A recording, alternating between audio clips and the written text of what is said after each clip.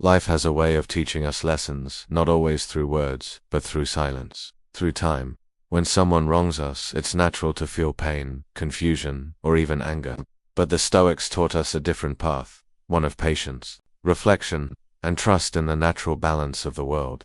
Here are 7 silent messages that show how time balances everything, often without us having to say a word. Their actions speak louder over time. People reveal their character not in a day, but over seasons. Time unmasks intentions. What once hurt you may eventually show the truth, not just to you, but to the world. Your peace becomes their absences. You grow in peace. You'll notice who naturally fades away. Time gently removes what no longer serves your growth. That, too, is balance. What they ignored becomes valuable to others sometimes. Those who didn't see your worth will watch others, cherish it. Time has a way of placing true value in the hands of those who recognize it. The weight of guilt can't be escaped even in silence. People carry the weight of their actions.